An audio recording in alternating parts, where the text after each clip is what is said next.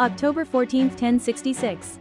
After a brutal day of fighting, King Harold Godwinson was killed at the Battle of Hastings. By nightfall, the balance of power in England had shifted, but victory on a battlefield did not make William king. Across the Channel, William the Conqueror, Duke of Normandy, prepared to claim the crown by force.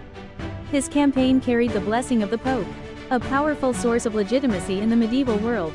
Later legends claimed William burned his own ships upon landing, a story meant to symbolize his determination. Whether true or not, one thing was clear: retreat was never his intention. Harold Godwinson had once been William's ally. According to Norman sources, Harold swore a sacred oath to support William's claim to the English throne. When King Edward the Confessor died in January 1066, Harold instead accepted the crown himself. To William, this was not merely betrayal. It was proof that the throne had to be taken, not requested. William's rise had never been easy. Born out of wedlock, he was known from childhood as William the Bastard. In a violent and unforgiving world, legitimacy mattered more than mercy. For William, becoming king was not only about power. It was about erasing doubt. London did not immediately submit after Hastings. William advanced cautiously but ruthlessly, devastating the countryside around the capital to break resistance. By December, English nobles began to surrender. The road to London was finally open.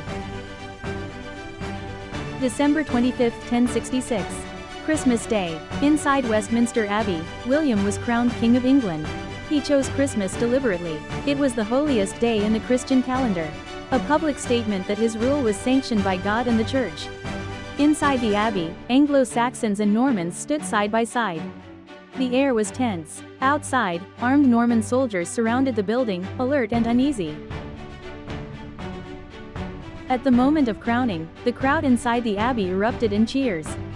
God save the king. The Norman guards outside, unable to understand English, panicked. Fearing rebellion, they set nearby buildings on fire and drew their weapons. The coronation continued amid smoke, fear, and confusion. This was no peaceful celebration. It was a moment marked by misunderstanding, violence, and anxiety. A reflection of a kingdom still in shock. Later chroniclers would describe the scene as ominous. A king crowned on Christmas Day, while fire burned outside the church. It was not a blessing. It was a warning. This was how the reign of William the Conqueror began. Not with peace, but with fear. Not with unity, but with fire.